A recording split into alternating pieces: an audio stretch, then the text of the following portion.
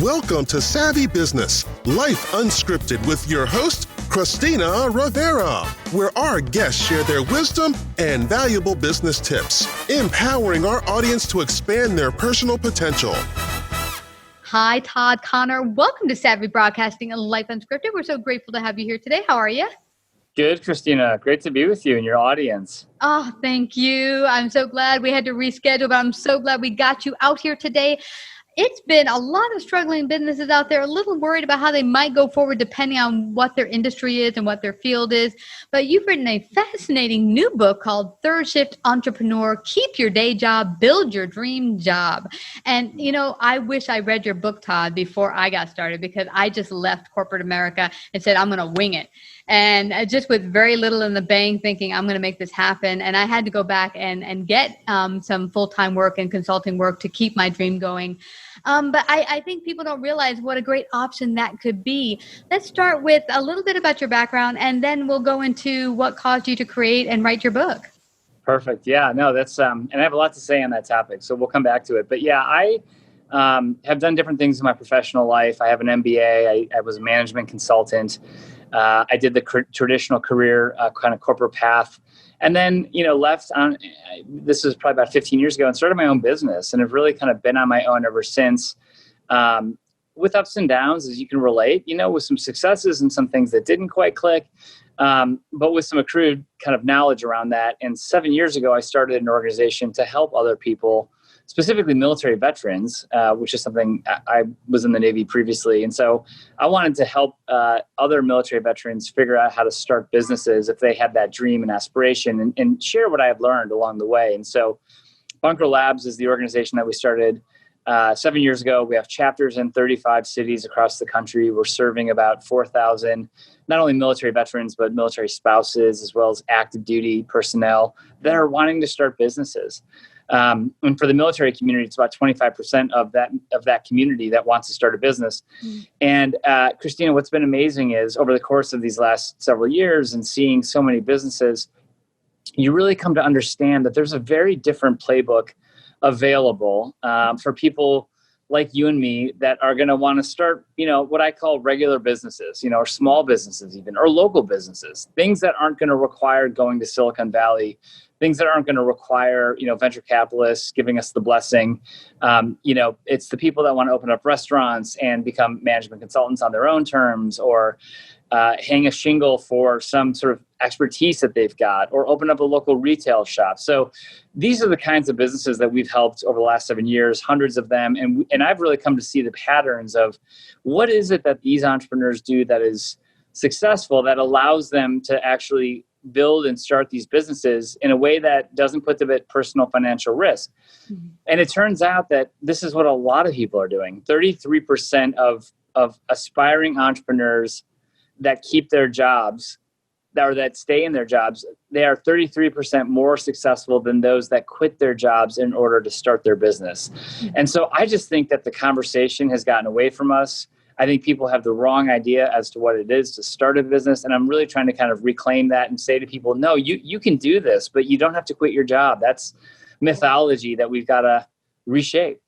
I love that you say that, Todd. Now, I'm curious, when you said 25% of the military force decides that they have a desire to start a business, is it being in the military kind of cause you to get the inclination to think for yourself and want to go out there and be your own person, man, woman?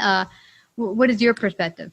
Yeah, it's a good question. And I should complete the thought by saying 25% want to, but only about 5% of those that have served since 9/11 are doing it. And so we've got a gap that we're trying to address. I think a lot of people join the military because they are ambitious and because they are risk takers and they want to do things that express their full potential. And I think some of that desire of why you join the military probably relates to the desire to want to be an entrepreneur. But frankly, the non-military community, I don't know what the numbers are exactly, but there's a huge desire there to start their own business as well. So this isn't just a military conversation. I think the Bureau of Labor Statistics in 2018, pre-COVID, predicted that by the year 2025, 40% of the workforce would be identified as self-employed or a contractor or operating in the gig economy. So this wave of, entrepreneurship sounds like a big intimidating word, but if you just want to call it self-employment, this wave is coming, it's happening, it's being accelerated by COVID. And so I really think it matters that we all kind of learn the skill set, which is what the book is all about, of how do you keep your day job while cultivating the thing that is next, the thing that can be your own. And you don't have to create risk, in my view, to do it. I love that you say that, Todd, because when I got started, I thought there was one road or the other. I didn't know you could choose to have both roads at the same time and grow one.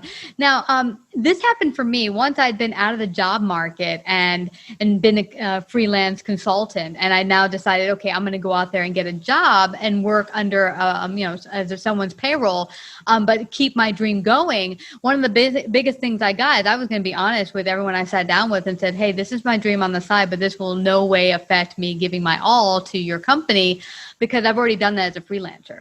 But it was a stigma that I got from a lot of companies sitting down with them that they're like, well, we don't know. You might be famous tomorrow and go off and do your thing. And I'm like, I don't think so. So have you had that happen with people you sat down with? And how do you get past that stigma that companies might have that they don't trust that you moonlight or do your dream on the side is something they can trust? Yeah, this is a common problem that people kind of surface. And I would say a couple of things. One is I think that there's a generational attitude change that's happening where people really understand. I mean, companies understand that they can't necessarily promise, you like they used to, the 40-year career. And so there is the sense of, sort of ethical responsibility that, we probably have an obligation to allow you to continue to pursue things. I think forward-looking companies actually appreciate that you have diverse interests and are creatively thinking about how to further catalyze your own potential. I mean, I don't view that as a problem per se. And it's interesting, back to the military community where I talk to 4-star generals and I say to them, look, if you want to retain great talent, you have to give them the space to pursue what's interesting to them on the side. Mm-hmm. And you cannot do that as disloyalty. You've got to view it as, creating an environment in which really ambitious talent can stay. And I think good companies understand this. I was speaking with a group of young consultants at Deloitte, and I asked them, hey, what is it that you do? Mm-hmm. A simple question. And I'm expecting to hear, I'm in tax and audit, or I do this sort of management consulting kind of practice, and here's my area of expertise. And many of them not only shared what they do as management consultants working for Deloitte, but they also shared the things that they were doing on the side. I'm in tax and audit, and I run a nonprofit that I started in college. Wow. That's helping, people, access literacy. I work in, mergers and acquisitions, but I'm also starting a yoga business, helping, busy professionals, learn yoga. And it was interesting because I was almost taken aback, like, ooh, are you allowed to say that in front of your current employer? But there were senior partners in the room and people that were like, oh, that's cool. What's interesting is they found the people that had a portfolio career, as I call it, they found them more interesting. They found them more compelling. They found them, as having something distinctive to bring to the firm versus the person who says, this is all I think about and this is all I do. So I think the attitude is changing on this. I love that. And I'm seeing that greatly from the millennial generation, that they're like, I'm not going to be a one type of person that does one thing. I'm not going to be like my mom. I'm going to choose many different passions and loves and pursue them all. And maybe I'll drop some and move on to others. And it doesn't mean, like my mom used to say as a kid, I played like 10 different instruments. My mom's like, just pick one. And I'm like, I liked all of them. So I didn't want to pick one. And, it's a different way to go about things. That's it. And part of this is, if you're wanting to do something that's different from your day job, then that you do have to sort of reconcile, how am I dealing with that or talking about this? And maybe the answer is you don't have to. And I talk a lot about this in the book.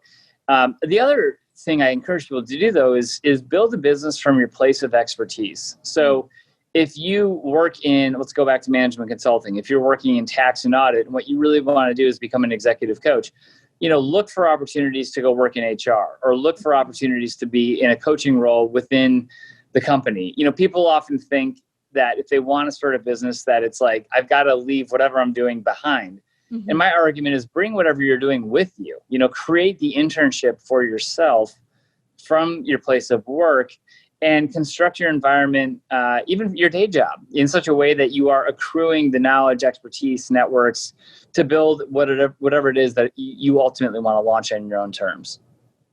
That's a great point. One thing I was concerning for me going back to working as full-time employee was the idea that I would lose my job and not have time for it, not have time to build my dream. And I quickly found that, you get very resourceful when you have to. Like if I'm working a 40 plus, maybe 50 plus hour week, whereas before I'm completely devoted to my dream. Well, I was devoted to my dream, but I also had very little money in the bank to make my dream possible. Now I had less time, but more money. So I just had to be creative how I used my time and my money, and actually got a lot more creative on how I got things done quicker. Yeah, I think that's a great and important point, Christina, which is we have latitude to negotiate for ourselves, and it's interesting because I think employers, in some cases, especially coming out of COVID, are hesitant to make kind of full-time W-2, fully burdened salary offers. And if you are willing to come into a work environment and say, look, I'm going to give you a third of my time. And frankly, I want you to charge, I'm going to charge you what would otherwise be 50% salary. That could be a great deal for you, and it could be a great deal for the employer. Where he said, look, I'm going to give you the good stuff. I'm going to give you 20 hours a week. But I want time. I want some time back. But you'll have, as the employer, flexibility. You can put me on a contract status. And so I think these kinds of creative arrangements are increasingly available. I think we have to kind of assume that we're operating in a place where you just can't assume that you have, security for the rest of your career. And so those that are willing to sort of be ambitious, express what it is that they want, go add value to not just one employer, but maybe a couple, and begin to kind of orient your life towards building your own thing is, there's a way to do this, and I've seen it done. And that's really why I wrote the book, is because I wanted to codify this path and this process. And it's interesting. One of my longtime bosses was the one that gave me the idea to start my business. And he said, I think you should pull this into a business. You would be great at it, whatever. And it was interesting because he said to me early on, if you want to do this, ask the present company I was at. He said, why don't you just tell them I want to trade the money I'm making for more hours. He said, you can do that. People think they only can negotiate money, but you can negotiate time. You can say, listen, bring me to a part-time status, but pay me this. And then, put me more on as you said, contract level. And it could actually work out for both of you. Because I don't know if this is true or not, but I'd heard that majority of full-time workers aren't working full-time in their job. A majority of them are coming in, I got 8 hours to kill here. I got a set amount of work. And after you get good at it, you're kind of not using all your time. So how about we start shifting the way employers look at their employees and say, okay, why don't we just base this on the value you're giving and the results and pay you for that and give you the time? Exactly. And now that most of us are working from home, many of us are working from home, there's increasing, flexibility that we can take for ourselves in terms of how we construct our days and those 8 hours and where those hours show up. And I really do think that those that are willing to focus on the time that they have, focus on cultivating whatever's next, doing it at the same time that you have the now. I think that that's the path forward for a lot of people. And really, the heart of my work from Bunker Labs and the national organization that, we've scaled and the people that we've helped, it's really about fulfillment. If you're sitting marking time, that to me is unacceptable. We need your talent. We need your passion. And everyone deserves to go to work and feel fulfilled through the work that they're doing, because life is short and we need everyone's creative contributions. And so that's why I feel such an urgency around this conversation. Well, I'm so glad you wrote The Third Shift Entrepreneur, because there is the way to have your dream. And if need be, you can keep that day job and still build your dream. I'm a perfect example of it. I'm doing it right now. And I've found a wonderful employer who has just that. I sat down with them, told them what I was looking for, and they were really happy to have me on their team, seeing what other gifts I could bring to the table besides the one I showed up for that particular interview. So there are those employers out there. And right now, I think it behooves everyone to open up and broaden, because after COVID, things are changing. And this can be good for everyone, actually. It could be a great opportunity. Absolutely. Yeah. And that's my hope, is that people begin to take advantage of the opportunity that you have right now. Don't let this crisis go to waste. And if you have a dream for something that it is that you want to do, read the book and follow the strategies. And I'd love to stay in touch if people are out there starting things while keeping their day job. I'd love to hear the strategies for how it works, because, almost everyone I talk to, Christina, like you, says one of two things. either I wish I had known about this approach, and kind of like, why didn't I think about just the idea of keeping my job? It's like that starting is not the same as quitting. Quitting is quitting, but starting is different. And starting can happen before you quit, and starting should happen before you quit. So people either say, I wish I had known about it, or they say, actually, it's funny that you mentioned that because that's actually what I did. But it felt taboo or it felt exceptional. And it turns out it's not exceptional. This is, in fact, how most people are starting businesses. And frankly, the ones that are doing it are having more success. So we've got to preach this as a methodology and a way of living that works for people, and particularly people that can't afford to, quit their jobs and cash in their savings account. Which is frankly the vast majority of us, right? That's the most of us that are out there doing this cannot afford to, take out big loans, and we don't need to. Yeah, and as you said, Todd, if you're in a position, use where you are to build your network. When I left corporate and was sitting at home trying to build my network, I first started with the people I used to work with, but they weren't in the industry I was going into or starting. So it left me kind of rebuilding why not, as you said, start with a company where you can use your gifts, your talents, and incorporate your dream, where you give to them and you're able to build your network at the same time. That's exactly it.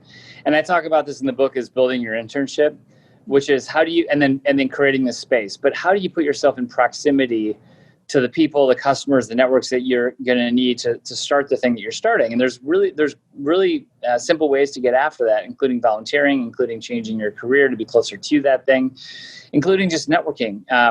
But getting close to the people that can make our business happen, making known what we think are the unknowns, taking out the risk. And really what we're talking about here is only starting once you've answered all the questions. The point at which you actually quit your job is the point at which there's money coming in, that the business is already working. So you don't have this fear. It's not a risky proposition. It's a path that has been revealed through the work and the strategies that you've employed. Yeah, it's fabulous. Where does everyone go get a copy of your book today? Where do they do that? You can get it on Amazon and anywhere books are sold. It's published by Wiley. And again, we've got a podcast. There's other content. If you go to thirdshiftentrepreneur.com, you can see lots of weekly interviews with entrepreneurs that are doing this as third shift entrepreneurs. They're starting businesses. So there's a lot of inspiration there. There's more content. There's a podcast. And then get the book. And then I'd love to hear from people too, as they use the canvas and the book and the strategies, how the results yield for them. That's awesome. Well, thank you so much, Todd, for sharing your great wisdom today. I'm hoping this will inspire many who haven't started their dream to get out there and do it today. Thank you, Todd. Thanks, Christina. If you like this episode, please share. To hear more savvy episodes and savvy biz tips, go to lifeunscriptedradio.com. To become a guest or participate in paid sponsorship, email us at christina@lifeunscriptedradio.com.